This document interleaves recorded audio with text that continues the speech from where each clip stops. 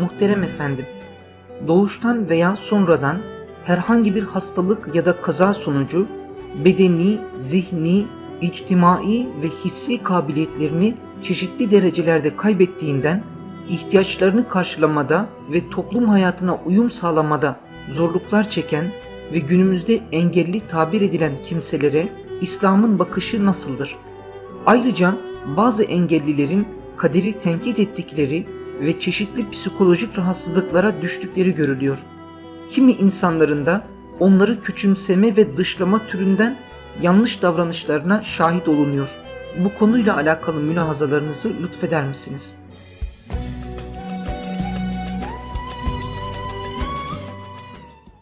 Evet, bu her zaman olmuştur. Belki dev Risalet Fenayi'de de olmuştur. Ama Efendimiz sallallahu aleyhi ve sellem'in mübarek beyanları, davranışları, bazı kimselere karşı böyle hor görülme ihtimali olan insanlara karşı özel muamelesi, iltifatı, yani biri böyle küçüklüğünden, boyunun kısalığından, bacaklarının işte çiroz olmasından hafife alındığı dönemde manevi ve uhrevi makamları itibariyle Efendimiz sallallahu aleyhi ve sellem onun konumuna vurguda bulunur ve zihinlerden hemen onu izale eder. Bildiğiniz gibi Efendimiz sallallahu aleyhi ve sellem hani pazarda birisine arkadan sarılır, şekli ve şemaili itibariyle iç açıcı bir heykeli yok. Bir ahsen-i takvim abidesi ama yani yine de eda, endam, melahati ve çiye, ölçü filan bunlar açısından Allah onları vermemiş, bazısını vermiş, bazısını vermemiş. Zâlike fadlullâhi yu'ti men yeşâ. Efendimiz sallallahu aleyhi ve sellem arkadan gözlerini kapatıyor onu, tutuyor. Ve sonra işaret buyuruyor, ben kimim diye söylüyor Efendimiz. Efendimiz olduğunu anlayınca da iyice kendisini sallıyor yani. Peygamberimize iyice yakın olma, mübarek onun kolları arasında kendisini hissetme diyor. Bir kölem var, satıyorum diyor Efendimiz ona. Ya Resulallah diyor, beni kimse almaz beş paraya. İnsanların zahiri gözlerine göre değerlendiriyor bunu. Sen Allah indinde çok kıymet edersin buyuruyor. Böyle aklından zoru olan bir kadından bahsediliyor. Çok muhakemesi yok. Efendimizin elinden tutuyor. Sahih hadislerde var. Alıp bir yere kadar götürüyor. İşimi gör diyor. Efendimiz de uyuyor ona. Gidiyor. İşini görüyor ve dönüyor. Bunu Efendimiz sallallahu aleyhi ve sellem'in ümmetinin dertleriyle alakadar olması mevzunda misal olarak irade ediyorlar. Onunla nasıl muamele yapılacak bize ders veriyor. Yani karşınıza böyle bir alil, böyle bir zelil, aynı zamanda şimdi ne diyorlar? Engelliler diyorlar. Evet. Hepsine birden engelli adını veriyorlar. Büyük ölçüde işte göz engellisi oluyor, kulak engellisi oluyor, dil engellisi oluyor. Daha çok da işte arabalarla yürüyen, sakat, el ayağı sakat olan felçliler oluyor. Bunlar engelliler. Böyle bir iki tane var. Efendimiz seviyelerine göre onların anlayacağı dille onlara muhatap olmuş, onları muhatap olarak almış. Onlar ne istiyorlarsa orada yani bir peygamber, ona da yine peygamber tavrı denir yani.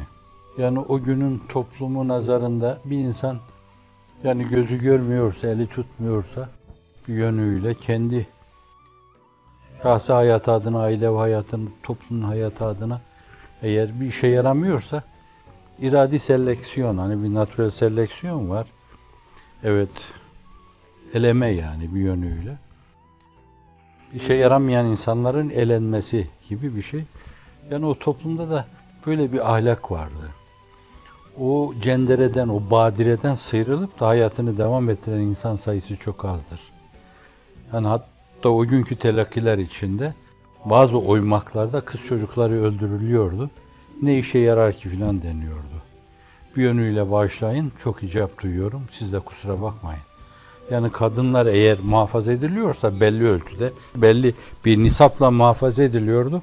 Haşa ve kella, o mualla varlıklar damızlık mülazasına bağlı yapılıyordu onlar. Onlar da olması üreme olmayacak, çoğalamayacağız. Şimdi böyle bir telakki var. Yani sakat insana karşı bakış da öyleydi. İbn-i Ümmü Mektum'a kimse itibar etmezdi. Kureyş'in o yerleşik ahlakına göre öyle iltifat edilecek bir insan değildi. Bir adamın ayağı eğriyse, yamuk yumuksa şayet değmezdi bir şeye yani. O Kureyş için mücadele vermiyorsa, ciddi bir iş yapmıyorsa, rentable olamıyorsa şayet onu yaşatmaya değmezdi. Onları natural seleksiyonun eğiten, öğüten dişlerine bırakmalıydı. Onlar orada öğütülüp gitmeliydi. Hem de yöreye yani. Ambara akmamalıydı, yöreye gitmeliydi. Şimdi böyle bir mülaza içinde 50 türlü, bu türlü engelli var. 50 türlü böyle arızalı insan var.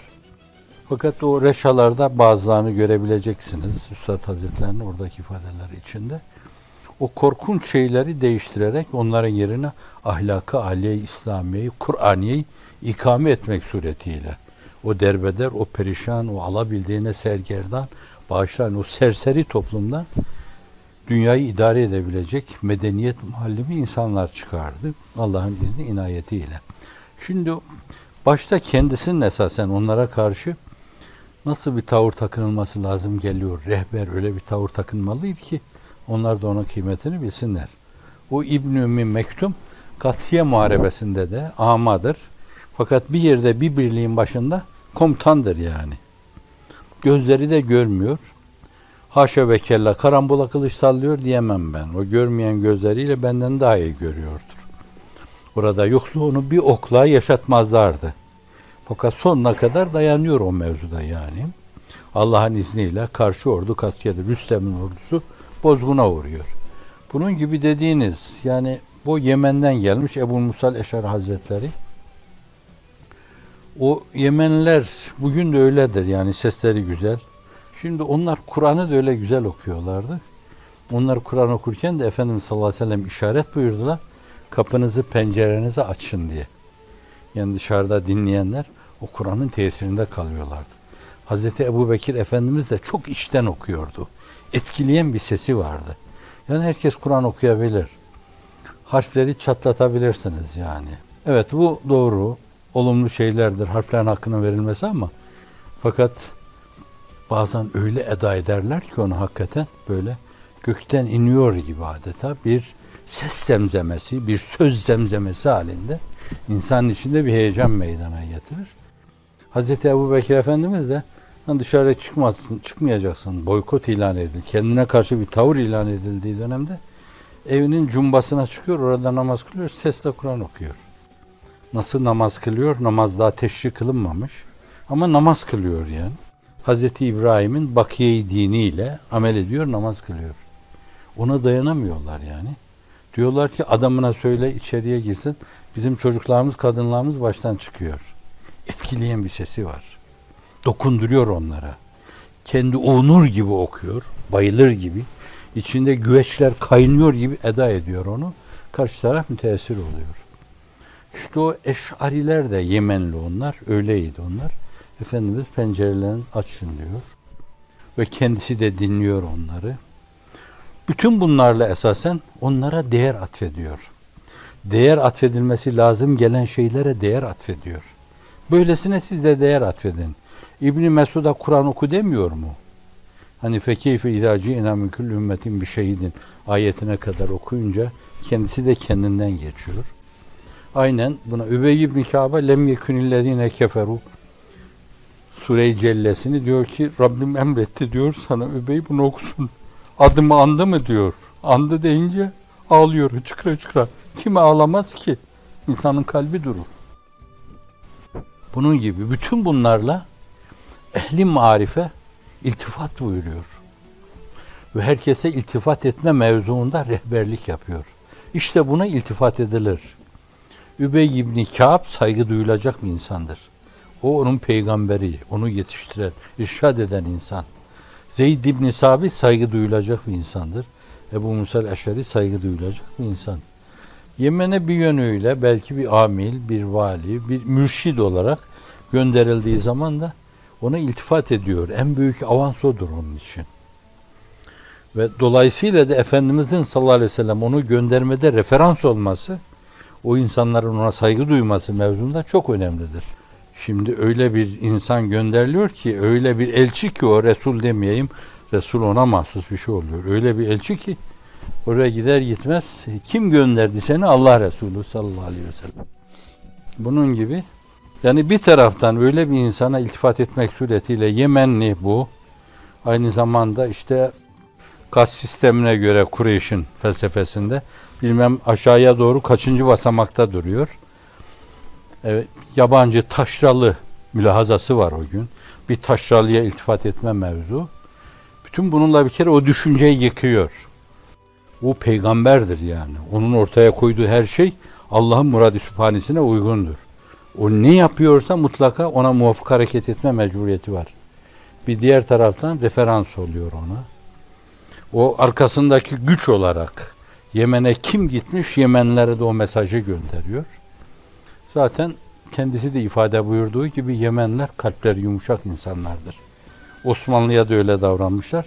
Bugün de hala o tavırlarını, o davranışlarını muhafaza ediyorlar.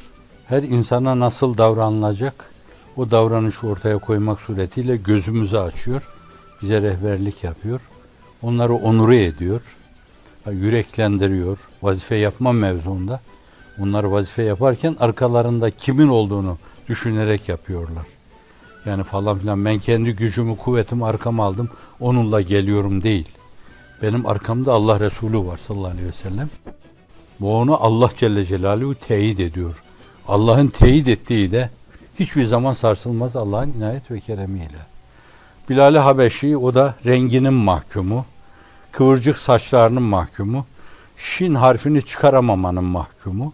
O güzel ezan okuyan insan, Eshhedü en la ilahe illallah, Eshhedü enne Muhammeden Resulullah diyor. Şimdi Araplar ona nasıl bakarlar? O dili çok iyi kullanan, Arapçayı çok iyi bilen o insanlar nasıl bakarlar? Allah Resulü alıyor, onu baş müezzin tayin ediyor. Ve sonra sağa sola sevk ettiği orduların içinde sevkül ceyş mevzuunda sesini duyurma mevzu vazifesini ona veriyor. Er-Risale ve Çağrı'da da gördüğünüz gibi orada emirler veriyor, komutlar veriyor, milleti sağa sola sevk ediyor. Yani bir insanı kölelik hadidinden alıyor, efendilik zirvesine yükseltiyor. Ona karşı da öyle muamele yapılması lazım. O düşünceyi silip süpürüp atıyor. Bir başkasının ona muhalefet etmesi mümkün değil. O kadar yakınında tutuyor, o kadar izaz ediyor. O kadar onu aziz tutuyor ki kimse ona bir şey diyemiyor yani. Bir gün Hazreti Ömer Efendimiz, Bilal Efendimiz, onu Efendimiz Ebu Bekir hürriyete kavuşturdu diyecektir. Bilal Efendimiz. Yani o Kureyş'in efendisi Hazreti Ömer, Raşid halifelerin ikincisi, Bilal-i Habeşi, o siyahi insanı Allah Resulü'nün takdiri, tebciliyle Efendimiz diyor ve bir duada onu hürriyete kavuşturan, alıp azat eden Ümeyye'nin elinden, Ümeyye İbni Halef'in elinden Hazreti Ebu Bekir, o da Efendimiz diyor biz. Şimdi o topluma yerleşmiş bu türlü böyle aleme bakış, böyle kusur görülebilecek yerleri görmeme, onun güzel yanlarına bakma, Allah'la irtibatına bakma, kalbi alakalarına bakma mevzu. O toplum diğer meselelerde olduğu gibi o mevzuda da çok hızlı bir rehabilitasyondan geçmiş hemen. Körler, sakatlar, aliller, topallar, kötürümler, bütün bunlar Allah Resulü'nden seviyelerine göre teveccüh görüyorlar, nazar görüyorlar, iltifat görüyorlar. Toplum içinde aynı zamanda Allah Resulü konumlarını vurgulamak suretiyle etrafındaki insanlara da onlara karşı saygı duygusunu aşılıyor. Şimdi burada çok kimseye düşen vazifeler var. Yani bunlardan bazıları dini vazifelerdir, dindir yani doğrudan doğruya. Bazıları da pedagojiyle alakalı şeylerdir, bazıları psikolojiyle alakalı şeylerdir. Meselenin dini yanından bakınca yani bir insanın gözü görmüyor veya kulağı duymuyor veya konuşurken biraz evvel bahsettiğimiz gibi bu Efendimiz Bilal-i Habeşi gibi şin harfini çıkaramıyor, sin harfini çıkaramıyor filan. Hani bunlara takılma, telaffuz hataları var, Türkçeyi iyi diyemiyor filan. Bunlara takılma. Bunlar bir kere din açısından mahsurlu şeyler. Allah Celle Celaluhu onu öyle yaratmış. hakkında öyle takdir etmiş. Evvela Allah'ın o mevzudaki takdirine saygılı olmak lazım. O insan da Allah'ın bir kuludur, onu hafife almamak lazım. Onda güzel deyip takdir edebileceğiniz o kadar güzel yanlar var ki, bir kere ahsen-i takvim. Saniyen iç yapısı itibariyle öyle bir donanım var ki, inkişaf ettiği zaman melekleri geride bırakacak bir kabiliyeti, bir donanımı var. Letaifi, zahiresi, havası, batınası ile melekleri geride bırakacak bir donanımı haiz. Şimdi böyle bir insan sadece dış yüzü itibariyle cildindeki bir iki kabarcığa takılarak onu böyle hafife alma meselesi, Allah'ın onda gizlediği bir yönüyle adeta bir hazine gibi içinde sakladığı meselelerin bütününü görmezlikten gelme, Cenab-ı Hakk'a ait ondaki o güzellikleri görmeme demektir ki din adına çok sakıncalıdır. Onun kalbini kırma gibi başka bir sakınca vardır. Hafife alma gibi bir sakınca vardır. Bu aynı zamanda rüya-i maneviyesinin sarsılması, toplumdan dışlanması gibi sakıncaları vardır. Bütün bunların hepsi esasen din açısından mahsulü şeylerdir. Bunu İslam dininin ortaya koyduğu ahlak sistemiyle ancak çözebiliriz. Bir kere o Kur'an'ın, huluku Kur'an dediğimiz şey, Efendimizin ahlakı ve aynı zamanda Allah'ın ahlakı, hadis diye rivayet edilir, hoş bir söz. Tehallaku ve ahlakillah. Allah ahlakıyla ahlaklanın. Allah ahlakını nerede göreceğiz? Hangi kitap yazıyor? Kur'an. O Kur'an aynı zamanda Efendimizin ahlakıdır. O da sahih hadis. Efendimizin ahlakından bahseder misiniz derler. İçlerinde yeğenleri de vardır, Urve de vardır. Ayşe validemize buyurur ki siz Kur'an okumuyor musunuz? Hulukul Kur'an. Efendimizin mübarek ahlakı, yani halk insanın maddi yapısını ifade eder. Parça parça belli bir düzen içinde her parçanın yerli yerine yerleştirilmesi, o parçaların yoktan var edilmesi, o insanın onunla yeni bir varlığa ulaştırılmasına halk diyoruz. Sonra o halka göre onun iç yapısının ona uygun hale getirilmesi meselesi onu da ahlak konusu yapıyor. Ona da huluk diyoruz. Bir hareke farkıyla oluyor bu yani. İkisi de aynı kökten geliyor iştikak itibariyle. Hulukul Kur'an diyor. Kur'an ahlakı. Şimdi o hazmedilince, benimsenince ne olursa olsun insan içinde beliren o türlü duyguları iradesiyle baskı altına alacak. Rabbimizin istediği, murat buyurduğu şeyi orada öne çıkaracak. Belki muhakkaten bir zihin bulantısına, bir baş dönmesine maruz kalacak ama fakat hemen toparlanacak orada. Hem onun konumuna hem de kendi konumuna göre bir tavır alacak. Ben Allah'ın bir kuluyum, o da bir kulu. Ben onun hakkında şöyle düşünmeliyim diyecek. Yani bir meselenin ahlakı âliye-i İslamiye derdi eskiler. Yani İslam'ın yüksek ahlak sistemi. Onun sindirilmesi, içtenleştirilmesi. Mesela işte birini taan etmeme, birini ayıplamama, bir kusurunu birinin yüzüne vurmama, bütün bunlar ahlak-ı âliye İslami içinde çoğu Kur'an-ı Kerim'le, pek çoğu da sünnet-i sahiheyle ifade ediliyor bunlar. Meselenin bir diğer yanı da yani o insanların psikolojik olarak esasen elden geçirilmeleri, gözden geçirilmeleri lazım. Yani şimdilerde belki bazı yerlere konuyor onlar, kendilerine bazı işler veriliyor, iş sahasına çekiliyor, onlara iş yaptırtılıyor bir yönüyle. Eksiklerini, yediklerini görmüyorlar yani. Moral oluyor aynı zamanda. Bir bakıma belki kendilerinin de tamamiyetine inanıyorlar onlar.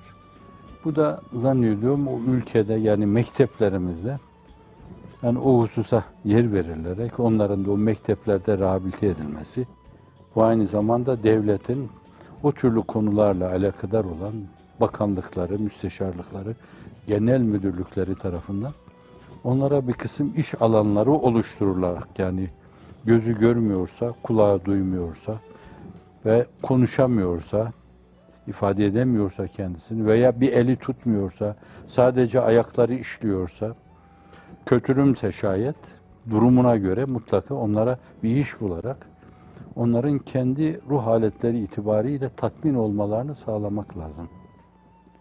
Ama bu mevzuda ne türlü şeyler uygulayacağız filan, bu da biraz terbiye sistemine giriyor bu. İslam'ın terbiye sistemi vardır yani. Ona müracaat edilebilir. Günümüzde modern pedagoji bu mevzuda, ona da başvurulmak suretiyle alacağımız şeyler vardır, atacağımız şeyler vardır. Psikolojiden de, pedagojiden de. Bunun gibi yani bir taraftan da efendim ya onlara ne yapılması gerekli? O yapılmalı. Bir taraftan toplum o mevzuda o hale getirilmeli. Ama şu anda kemali teessüfle itiraf etmeliyiz ki ne bizim mektebimiz de böyle. Hakikaten onları o kendi bulundukları o sıkıntılı durumdan, o streslerden, o anguaz ruh haletinden sıyıracak, çıkaracak bir sistemimiz var, bir müfredat programımız var. Ne de onları böyle temelden düşünecek, değişik yerlere yerleştirecek öyle bir şey var, sistem var. Bu meseleyi böyle derinden ele alan kimseler var maalesef. Ne de bizde öyle yerleşik bir İslam ahlakı var, Kur'an ahlakı var. Biz bir taraftan kınıyoruz, taan ediyoruz, teşnide bulunuyoruz, ayıplıyoruz. Onlar eziliyor, onlara moral verilemiyor, rehabilite edilemiyor. Toplum bu mevzuda destek olmuyor onlara. Yani onların neşet ettikleri yerde bozuk, sokakta bozuk, mektepte aciz, fakir, mabette de çok aradıklarını bulamıyorlar. Denebilir ki onlar garip yani.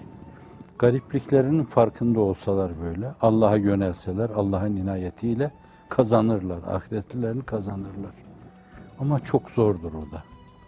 İnsan o türlü psikozlardan böyle sıyrılarak en kötü durumlarda bile Cenab-ı Hakk'a teveccüh etmesi, Allah pes, vaki, heves filan demesi oldukça zor bir meseledir. Onun için yani ne burada bir kıtmirin söylemesi, ne başkalarının o mevzuda kitap yazması bir şey ifade etse de ifade etmesi gerekli olan şey ifade etmez. Yani mesele topyekün bir toplumu bütün müesseseleriyle alakadar eden bir şeydir yani. Herkesin orada işte o devri risalet penahide görüldüğü gibi. Mesela adamın ayakları yamuk böyle çarpık. Efendimiz sallallahu aleyhi ve sellem ona çok farklı bakıyor burada.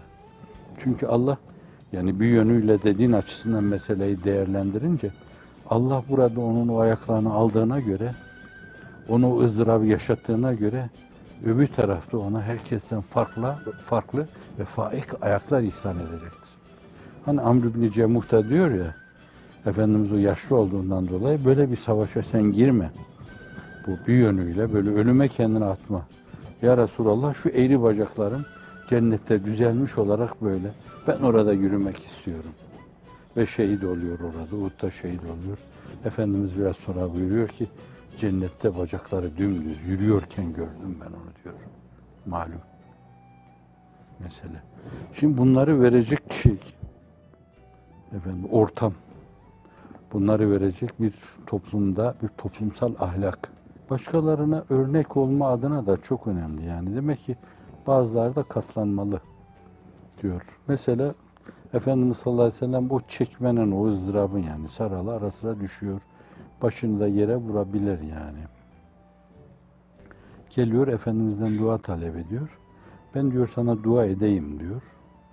Hastalığın geçer. Fakat böyle kalırsa Allah'ın onun karşıladığı öbür tarafta sana vereceği çok önemli şeyler var diyor. Karşılığı çok büyük o meselenin. Kadın onu tercih ediyor. Yani deseydi ki Allah orada bana vereceğini lütfetsin ya Resulallah, siz yine dua buyurun deseydi, Efendimiz öyle bir isteği geriye çevirmez. Var ya Arap şairi diyor, ma kâle la kattu illa fi teşehhüdihi levlet teşehhüdü lekâne lâuhu na'mu. Hayatında hiçbir zaman hayır bir teşehhütte dedi. Eşhedü en la dedi.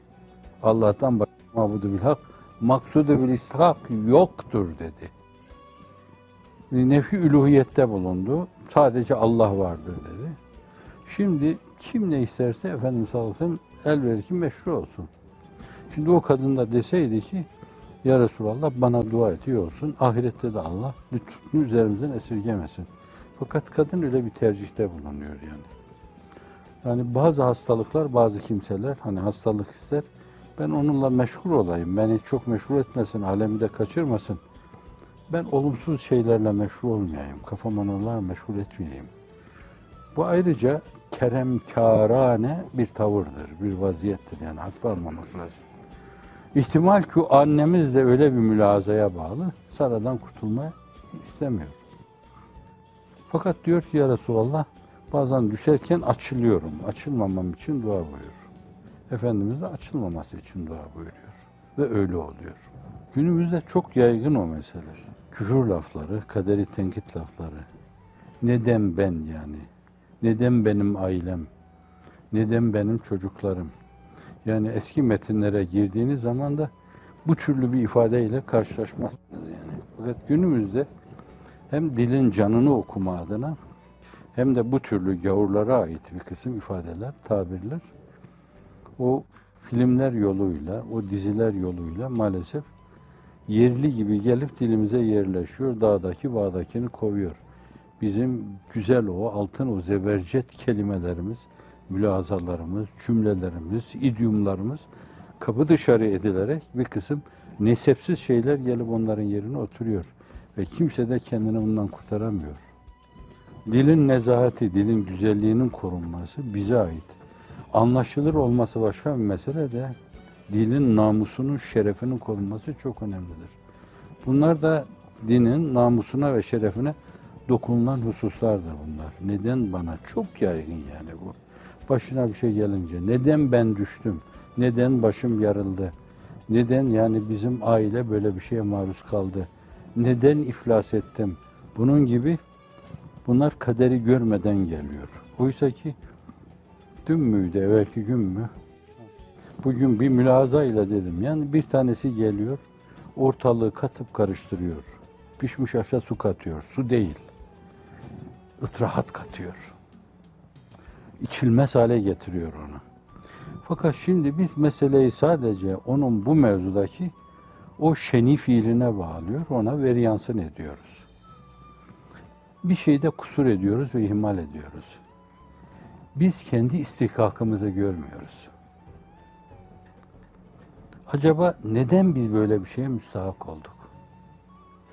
Diyelim ki biz Moskova'nın göbeğinde neşet etmiştik. Marx'ın düşünceleri geldi orada Lenin'le hayata oturtuldu. Stalin geldi onu takip etti. Marx'a sövüyoruz, Lenin'e sövüyoruz, Stalin'e sövüyoruz durmadan. Allah belanızı versin. Allah yerin dibine batırsın. Allah'ın cezası müfsitler falan diyoruz. Fakat orada bir şey görmezlikten geliyoruz. Niye istihkakımıza bakmıyoruz? Allah görüyor her şeyi. Biz öyle bir şeye müstahak olmasaydık Allah onları musallat eder miydi? İşte bu mesele var yani. Yani senin başına şu geldi, şu arızaya maruz kaldın, şöyle oldu, Allah verdiği bir şeyi aldı. Bazen hani birinde anadan doğma da olabilir, anne baba düşünmesi lazım onu yani. Bu bizim bir kusurumuzun neticesidir, bir kabahatimizin neticesidir. Onun çektiği kadar ona baktıkça biz de çekiyoruz. O ızdırabı biz de içimizde yaşıyoruz. Şimdi bu insanı nefis muhasebesine götürür.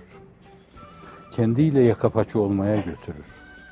Meseleyi sadece tek yanlı ele alırsak onu, sadece başına gelen şeyler itibariyle ele alırsak, kendimizi böyle o meselenin dışında tutarsak, görmezlikten gelirsek çok ciddi bir hata yapmış oluruz.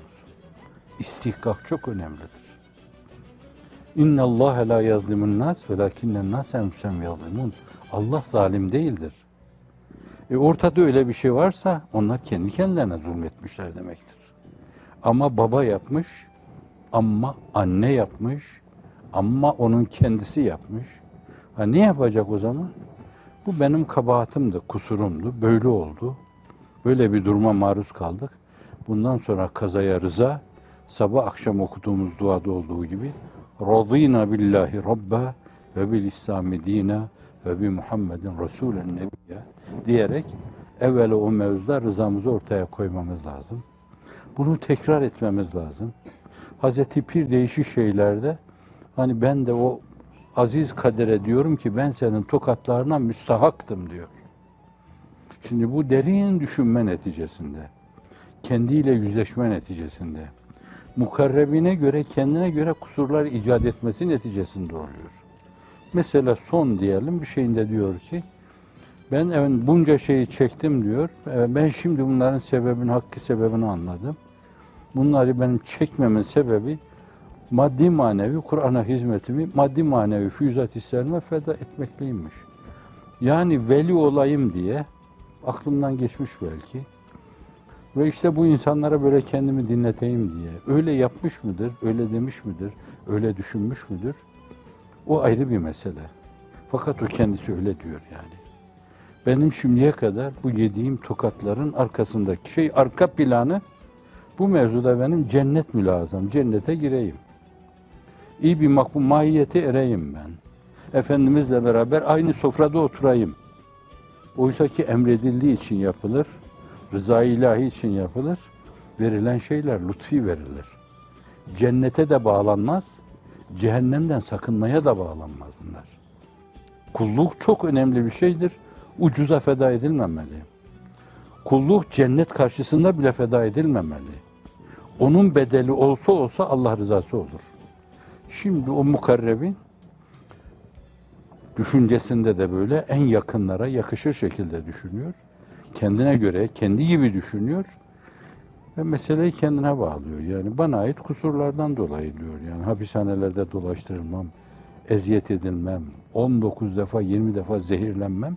Bütün bunlar kaderin benim hakkımda adilane hükümleridir diyor. Herkes de böyle kendi kendine araştırmalı. Ben mesela neden benim gözüme bugün bir tane çöp girdi? Düşünmeli. Ya ben kasti irade olarak bir gün harama baktım mı? Sebebi var ortada o zaman. Neden ben dilimi ısırdım yani? Ben birini çekiştirdim mi acaba? İftiraya yakın bir şey söyledim mi? Birini hafife alır bir şey dedim mi? Birini tayirde bulundum mu ben? Böyle sebepler varken, onlar üzerinde durmak icap ediyorken, böyle bir mülahaza aynı zamanda onu tevbeye sevk eder. Öyle bir mülahaza içine girmesi Allah tarafından da ekli sıradan affın gelmesine vesile olur. Ve aynı zamanda o insan kaderi de tenkit etmez. Fakat işin arka planını araştırması lazım. Ben ne ettim ki başıma geldi bunlar demeli yani. Niye bana dememeli? Benim bir kusurum var. Çünkü Kur'an-ı Kerim açık olarak diyor ki ve ma asabekum min musibetin fe bima kesebet eydikum. İbn Ebu Hatim hep arz ediyorum. Bu ayet münasebetiyle hadis-i şerifte Efendimiz'den rivayet ediyor. Ayağına bir küçük diken bassa, sürçsen, sıkılsan, terlesen, konuşurken bir iki kelime de sürçü lisanda bulunsan ve bunların hepsinde sıkıntıya girsen, bilmelisin ki bunlar senin bir kısım kusur ve kabahatlerinin senin tavırlarına aksetmesinden başka bir şey değildir. Allah bunları veriyor sana, o günahlarına kefaret olsun diye. Ayağına batan bir diken, gözün içine giren bir toz, kulağına kaçan bir şey, dilini ısırman, yemek yerken başka, dişinin dibine bir şeyin girmesi, her şeyi Allah hakim. Bunların hepsinde kendi kusurlarını sebep ve saik olarak görürsen ne kaderi tenkit eder ne de dışta bir suçlu ararsın. Suçlu nefsini gören insan dışta suçlu aramaz. Dışta suçlu arayan bir insan da hiçbir zaman gerçek suçluyu yakalayamaz. O suçlu bir gün kader de suçlu, hilkat da suçlu, huluk da suçlu, kitap da suçlu olur ama esas suçlu kendisidir. O gerçek suçluyu bulacağına kadar tahkikatla, tevsi tahkikatla, sürekli tahkikatı derinleştirerek kusurlu benim, hati benim, muhti benim, 12. notada dediği gibi müsi benim, asi benim, mücrim benim, efendisinden kaçan benim, isyan eden benim diyeceği ana kadar dışta sürekli suçlu arar durur. O günahtır. Bir başkası hak etmişti demesi bu gıybet olur. Hak etmemişse iftira olur. Kur'an-ı Kerim'de ifade ediliyor malum, acizler böyle, binekleri yok, zatları yok, zahireleri yok, savaşa iştirak edemeyince bir keresinde de böyle verecek bir şey bulamadıklarından dolayı tevelle ve ayunum tefidum mineddem hazenen ella yecidü ma yunfikun diyor yani. Bunlar. Allah Celle Celaluhu onları o fi sebilillah mücahidinle beraber müşterek tutuyor yani. Takdir ediyor, tebcil ediyor onu. Yani bir taraftan onlar hakikaten işlerinde böyle çok iyi, gerektiği ölçüde mücadelede bulunamadıklarından, diğer arkadaşlarıyla beraber gidilen yerlere gidemediklerinden, yapılması gerekli olan şeyleri yapamadıklarından dolayı işlerinde derin bir teessür duyuyorlarsa o teessür ibadet hükmüne geçer onlar için. Allah defteri hasenatlarını onunla süsler, bezer, öbür tarafta onlara verir. Meselenin onlara bakan yanı budur yani. Teessür duymaları. Keşke ben de gitsem, keşke ben de yapsam, keşke ben de oralarda bulunsam, ben de o hicretin tadını yaşasam deme. Onlara düşen şey o. Bir diğer taraftan giden arkadaşlara düşen şey de şudur. Yani öyle gidebilecek, edebilecek insanlar varsa bence hizmet adına onları götürmeleri de olabilir. Oraya giderler. Onlar Türkiye'de ne yapıyorlarsa bu defa orada da onu yaparlar.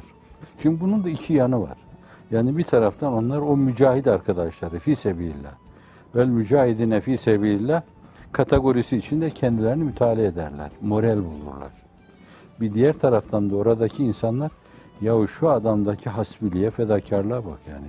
Gözü görmüyor veya işte eli yok veya kolu yok, bacağı yok veya duymuyor filan.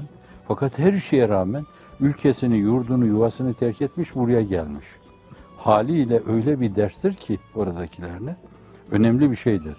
Ve aynı zamanda içinde bulunduğu o heyet içinde moral kaynağı olur yani. Onların içinde bulunur. Onlar kendilerine göre koşarlar. İşte o da o haliyle onlara ders verir. Demek ki o da yine topluma düşen bir vazife. Hizmeti programlayan insanlara düşen bir vazifedir yani. Onları görüp gözetmeleri lazım.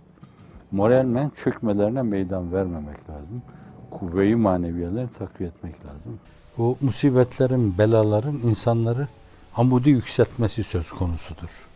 Ama sabrediyorsa tabii yani burada gözsüzlüğe sabrediyorsa. Bunu o gözsüzlere keşke anlatabilsek, o kulaksızlara, o dilsizlere anlatabilsek. Cenab-ı Hak burada onların ellerinden aldı. Öbür tarafta onun müzafını, mükabını ihsan edecek. Yani onlar öyle bir mükafatla serfiraz kılınacaklar. Ve aynı zamanda o gözün, kulağın, dilin, dudağın dünyada da ne büyük bir nimet olduğu, o büyük nimeti hatırlatma adına gözünün, kulağının kadrini bilmeyen insanlara da onlarla Allah ders vermiş olacak. Bakın da halinize hamd edin dedirtecek.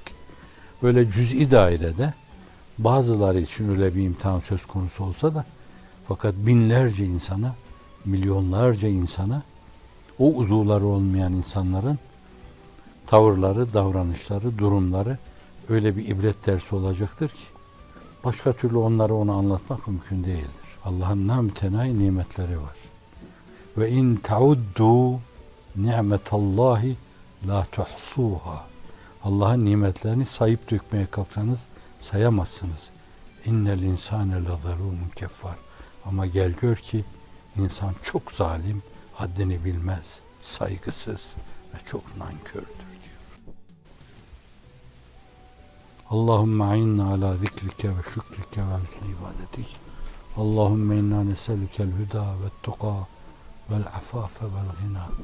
Rabbena zalemna enfusena ve illem tagfir lana ve terhamna lenekunenne minel khasirin. Vagfir zunubena ve edkhilna fi zümretis salihin. Ve salli ve sellim ve barik ala seyyidina Muhammedin ve ala alihi ve sahbihi ve sellem.